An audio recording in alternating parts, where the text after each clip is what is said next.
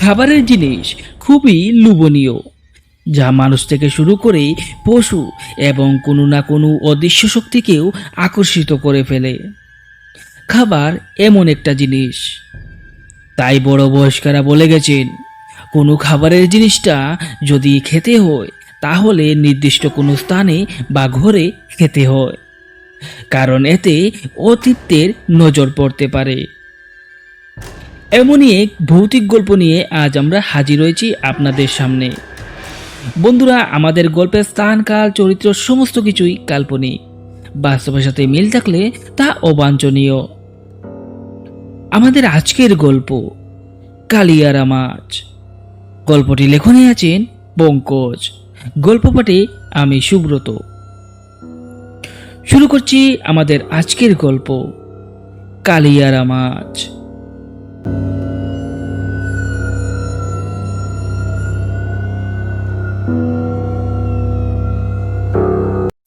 সুরেশপুর নামে একটি গ্রাম ছিল এবং এই গ্রামটি খুবই শান্তপ্রিয়। বাইরে থেকে দেখলে মনে হতো এই গ্রামটা অনেক রহস্যময়, তবে ভিতরে প্রবেশ করলে তা পুরোপুরি অন্যরকম দেখাতো। এই গ্রামটি ভাগলপুর গ্রাম থেকে 10 কিলোমিটার দূরে অবস্থিত। এই গ্রামের মানুষের প্রধান জীবিকা ছিল মাছ ধরা। এই গ্রামটির মধ্যে দিয়ে একটা নদী চলে গেছে। সেই নদীটির নাম হচ্ছে লুবি নদী।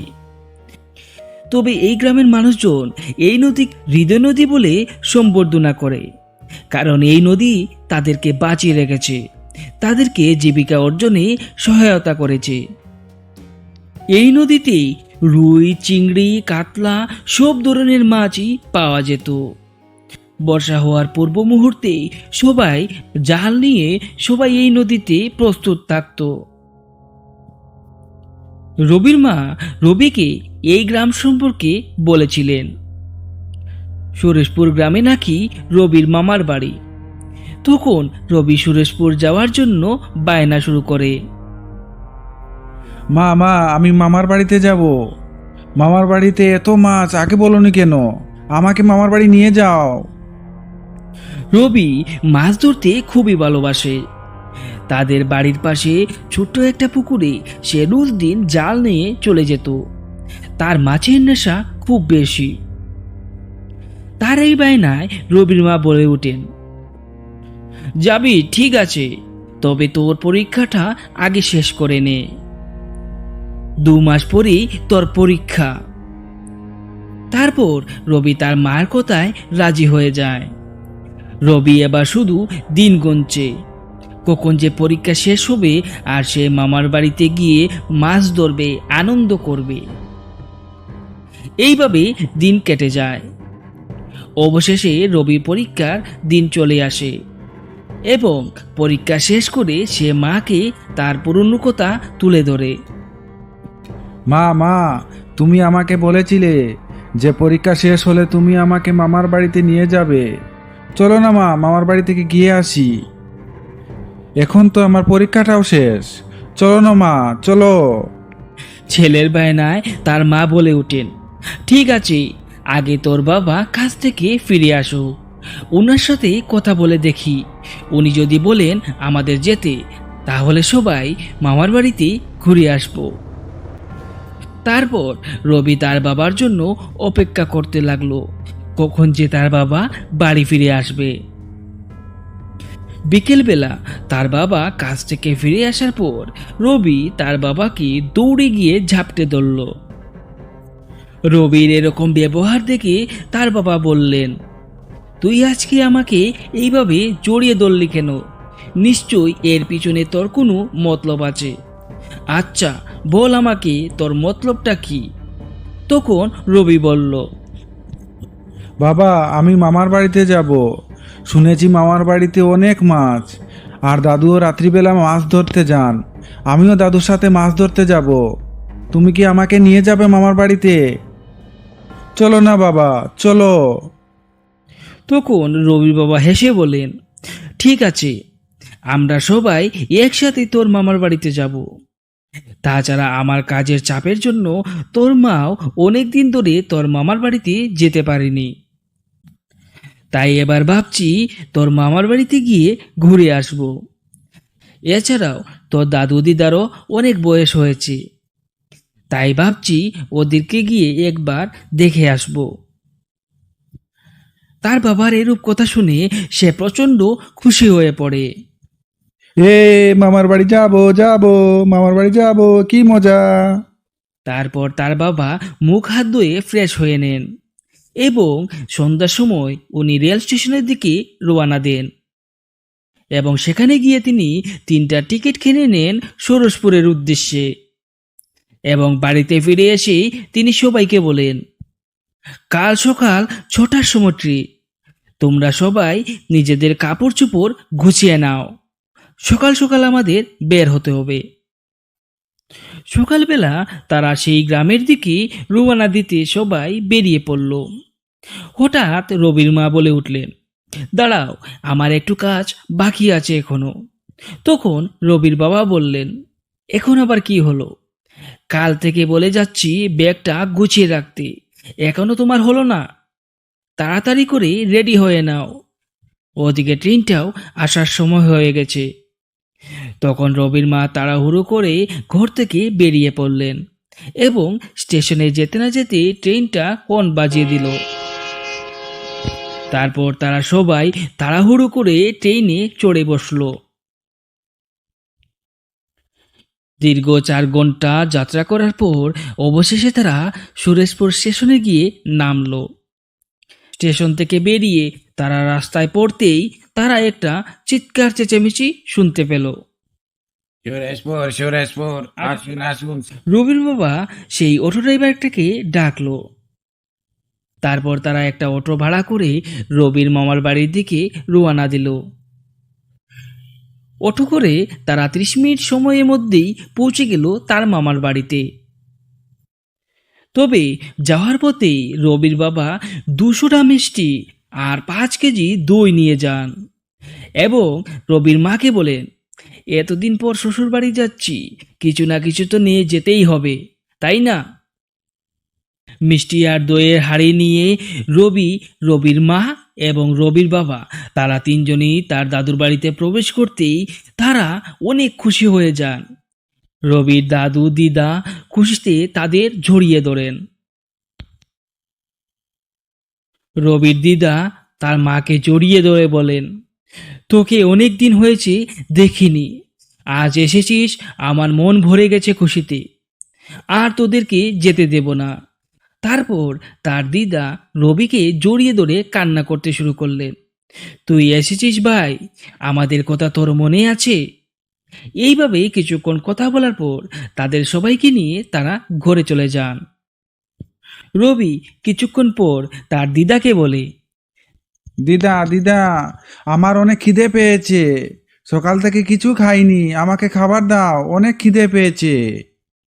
তারপর তার দিদা তাকে তাড়াতাড়ি করে খাবার দেন এবং সে খাবার খেয়ে একটু বিছনায় বিশ্রাম করে নেয়। তারপর তার দাদু তার কাছে গিয়ে বসেন। কি রে দাদু ভাই, কেমন আছিস তুই? আমার সাথে তো ভালোভাবে গল্পও করিস না। রবি তার দাদুকে জিজ্ঞেস করলো। তার দাদুর এই কথা শুনে রবি হাসতে শুরু করলো। তারপর তার দাদুকে জিজ্ঞেস করলো, দাদু দাদু, নদীতে মাছ ধরতে কখন যাবে? নদীতে শুনেছি অনেক বড় বড় মাছ, মা আমাকে বলেছেন, আমাকে নিয়ে যাবে নদীতে। চলো না দাদু, চলো। তার কথা শুনে তার দাদু হাসতে শুরু করলেন এবং বললেন, হ্যাঁ হ্যাঁ, অনেক বড় বড় মাছ আছে আমাদের এই নদীতে, তোকে আমি নিয়ে যাব। দাদু, আমার এখানে আসার একমাত্র উদ্দেশ্য হলো মাছ ধরতে যাওয়া, তুমি কিন্তু আমাকে মাছ ধরতে নিয়েই যেতেই হবে। তার বায়না শুনে তার দাদু বললেন, ঠিক আছে, তোকে আমি নিয়ে যাব মাছ ধরতে, তবে আজ নয়, কাল। এরপর তার দাদু বলেন, ঠিক আছে ভাই, তুই এখানে বিশ্রাম কর, আমাকে বাজার যেতে হবে। তারপর রবির দাদু সেখান থেকে চলে যান এবং বিকেলবেলা তিনি বাজারের উদ্দেশ্যে রওনা দেন। রবির দাদুর বাজারে একটা মাছের দোকান ছিল। উনি প্রতিদিন নদী থেকে মাছ ধরে বাজারে নিয়ে বিক্রি করতেন এবং যা উপার্জন করতেন তা দিয়ে ওনার সংসার চলত। সেদিন রাত্রিতে রবির দাদু বাজার শেষ করে রাত্রি 9টার সময় বাড়িতে পৌঁছান। রবির ওদিকে ধীর আগ্রহের সাথে তার দাদুর অপেক্ষা করছে, কারণ সে তার দাদুর কাছ থেকে দারুণ দারুণ গল্প শুনতে চায়। তার দাদু বাজার থেকে আসার পর তারা সবাই মিলে একসাথে রাতের খাবারটা শেষ করলো। তারপর রবি তার দাদুর সাথে শোয়ার বায়না ধরল এবং সে তার দাদুর সাথেই সেদিন রাত্রিতে শুল এবং শুয়ে শুয়ে তার দাদুকে বায়না ধরল, দাদু দাদু, আমাকে একটা গল্প শোনাও। শুনেছি তুমি অনেক ভালো ভালো গল্প জানো, আমাকে একটা মাছের গল্প শোনাও না। তারপর তার দাদু বললেন, ঠিক আছে, তোকে আজ একটা গল্প শোনাবো, তবে এই গল্পটা সত্য ঘটনা যা আমার জীবনে ঘটেছিল।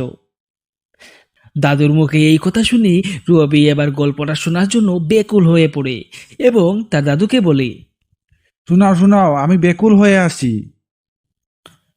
তারপর তার দাদু বলতে শুরু করলেন, তাহলে শুন।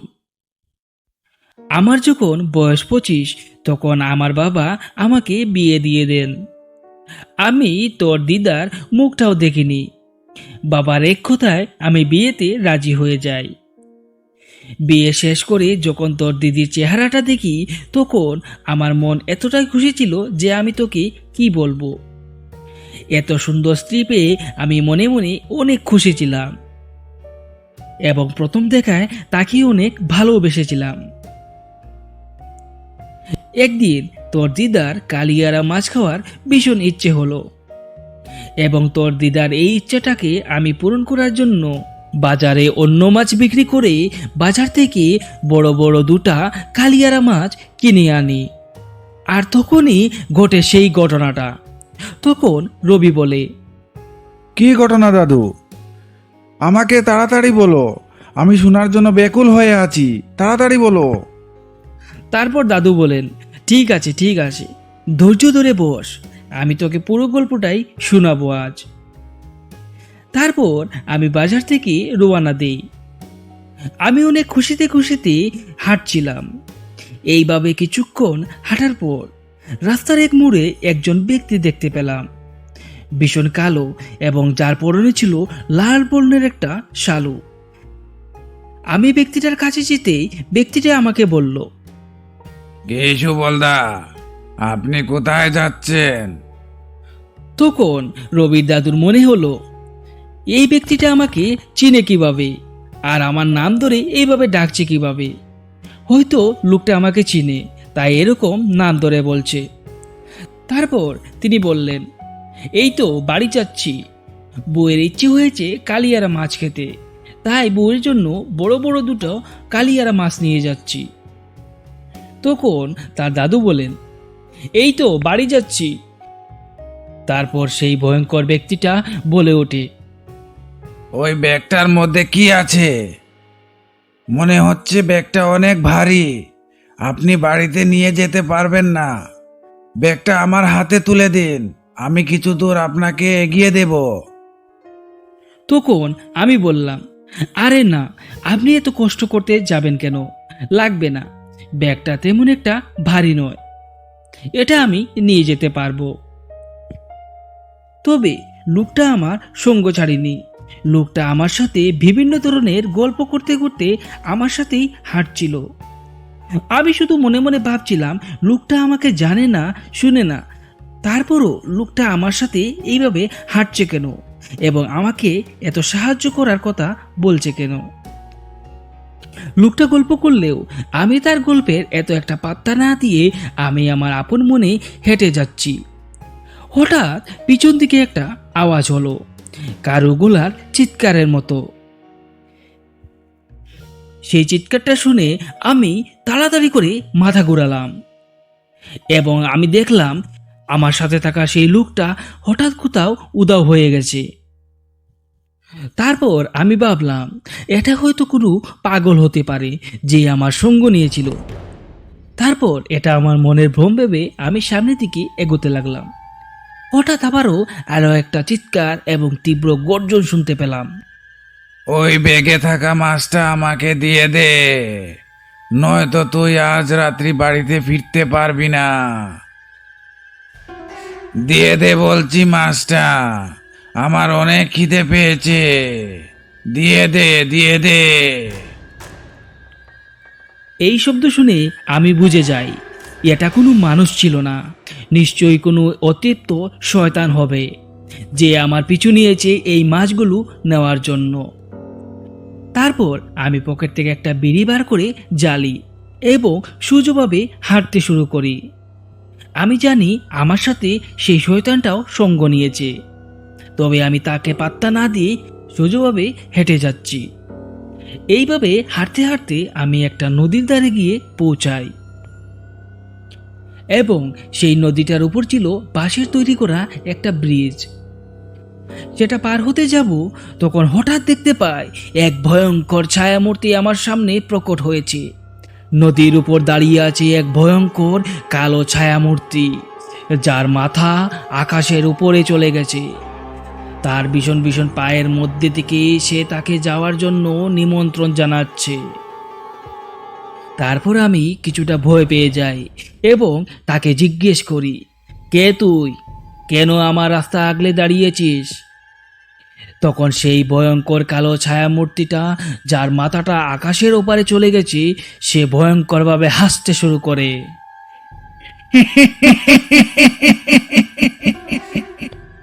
আয় আয়, আমি তোর রাস্তা কোথায় আটকিয়েছি? আয় আয়, এই তো তোর রাস্তা।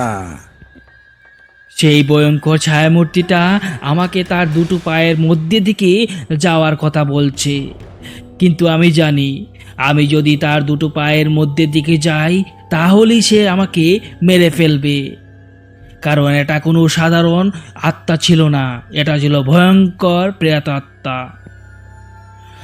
তবে আমি তার ফাঁদে পা দেইনি। সময়টা ছিল গ্রীষ্মকাল, নদীতে তেমন একটা জলও ছিল না, তাই আমি মনস্থির করি যে তার এই রাস্তা দিকে আমি যাব না। আমি সিদ্ধান্ত করলাম আমি অন্য পার দিয়ে এই নদীটা পার হব। আমার চিন্তা মতো আমি সেই অন্যদিকে নদীটা পার হলাম। তবে নদীটা পার হতেই আমি একটা অদ্ভুত জিনিস অনুভব করলাম। যে ব্যাগটা আমি বাজার থেকে এত সহজে নিয়ে আসলাম এত দূর, তবে হঠাৎ করে এই ব্যাগটা অনেক ভারী হয়ে গেছে, যেন আমি কোনো মতেই নিয়ে যেতে পারছি না। তবে আমিও হাল ছাড়ার পাত্র নয়, আমি কোনো মতে সেই ব্যাগটা নিয়ে বাড়িতে পৌঁছাই। তারপর আমি কোনো মতে বাড়িতে গিয়ে পৌঁছাই এবং ঘরে গিয়ে আমার স্ত্রীকে সব কথা খুলে বলি। তারপর আমি আমার স্ত্রীকে বলি, এই মাছগুলো আজ ভালো করে রান্না করো। অনেক কষ্ট করে মাছগুলো এনেছি। রাতের বেলা সেই কালিয়ারা মাছ দিয়ে খাবার দাওয়া শেষ করে আমি যখন ঘুমাতে যাব, তখন আমার স্ত্রী আমাকে ডাক দিল। কি গো, শুনতে পাচ্ছ? আমার স্ত্রী ডাকে সাড়া দিয়ে আমি বললাম, কি হয়েছে, ডাকছো কেন? তখন আমার স্ত্রী বলল, একটু এদিকে এসো, দেখে যাও। আমার স্ত্রীর কথা শুনে আমিও তার পাশে গেলাম এবং এক ভয়াবহ দৃশ্য দেখতে পেলাম।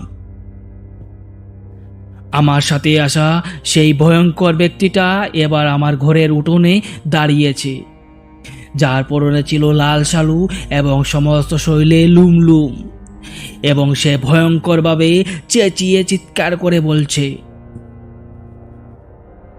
আমাকে কালিয়ারা মাছ দাও, আমার অনেক খিদে পেয়েছে। 3 দিন থেকে আমি কিছু খাইনি, তখন থেকে আমি তোর সাথে এত দূর এসেছি, কিন্তু তুই আমাকে মাছ দিসনি। আমাকে মাছটা দিয়ে দে, নয়তো আমি তোকে ছাড়বো না। দিয়ে দে বলছি। এই বলে তাদের সামনে থাকা সেই ব্যক্তিটা হঠাৎ কোথাও হাওয়ার সাথে মিশে যায় এবং তার স্ত্রী বলে ওঠে, কি গো, কি করব? অর্ধেক মাছটা তো রান্না করে ফেলেছি, এবং অর্ধেক মাছটা এখনো আছে। আমার মনে হচ্ছে এই মাছটা ওকে দিয়ে দেওয়া উচিত, নয়তো সে আমাদের কখনো ছাড়বে না। তারপর আমি আর আমার স্ত্রী সেই কালিয়ারা মাছটা সেই রাস্তার তিনমুখীতে নিয়ে দিয়ে দেই এবং সেখানে একটা প্রণাম করে চলে আসি। এবং ত্রিমুড়ির রাস্তার সামনে মাছের ভোগটা দিয়ে আমরা যখন বাড়িতে পৌঁছাই, হঠাৎ শুনতে পাই বিভিন্ন ধরনের আওয়াজ। আওয়াজটা শুনে আমরা যখন পিছন দিকে তাকাই, তখন আমাদের চোখ কপালে উঠে যায়। আমরা দেখতে পাই অনেকগুলো প্রেত এবং সেই ব্যক্তিটা সবাই মাছগুলো টেনে ছিঁড়ে হাঁচড়ে খাচ্ছে। এবং তাদের এই ভয়াবহ দৃশ্য দেখে আমরা দৌড়ে ঘরে প্রবেশ করে যাই। সেই দিনের পর থেকে আমি আর কোনোদিন রাত্রিবেলা কালিয়ারা মাছ ঘরে আনি না।